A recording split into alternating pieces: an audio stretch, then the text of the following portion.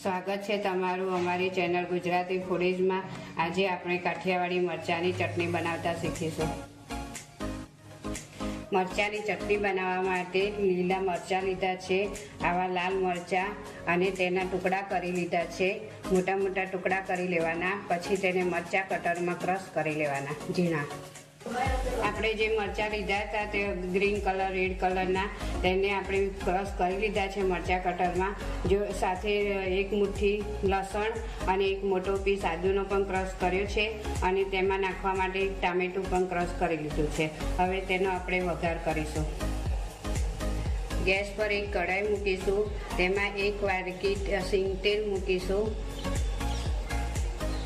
સિંગ તેલ થોડું ગરમ થઈ જાય પછી જે આ ક્રશ કર્યું છે લસણ મરચાં આદુ, તેને અંદર નાખી દેવાનું। પહેલાં થોડી હિંગ નાખીશું, થોડું ગરમ થયા પછી નાખવાના મરચાં। હવે તેલ ગરમ થઈ ગયું છે, આ બધું નાખી દઈશું તેમાં।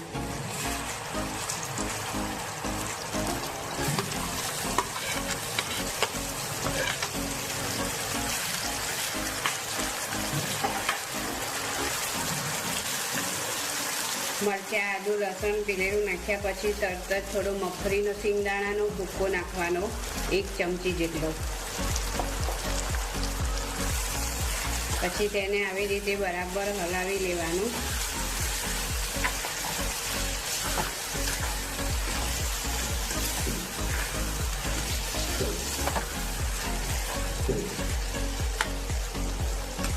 તેને પૂરું નહીં ચડવા દેવાનું, થોડું અચકચરું થઈ જાય એટલે તેમાં ક્રશ કરેલું ટામેટું નાખીશું।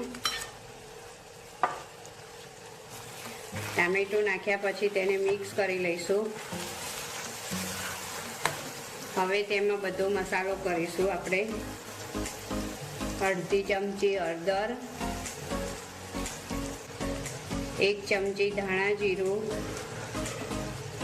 1 ચમચી લાલ તીખું મરચું, મીઠું તમારે જોઈએ તે પ્રમાણે લેવાનું, ચપટી ગરમ મસાલો,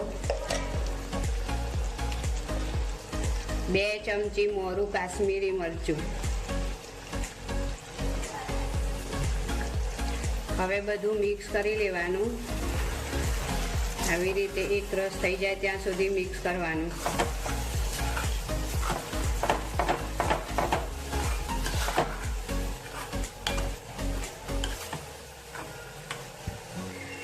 હવે ચટણી તૈયાર છે, તેમાં આપણે એક લીંબુ નીતારીશું, લીંબુનો રસ નીતારીશું। 2 ચમચી મોરસ નાખીશું।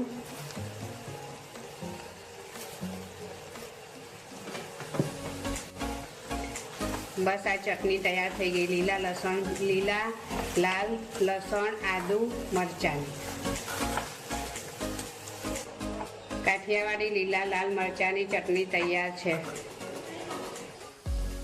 ચટણી હવે રેડી છે, તેને સર્વ કરી લીધી છે। તેને રોટલા રોટલી સાથે ખાઈ શકાય છે, બધી વસ્તુ સાથે ખાઈ શકાય।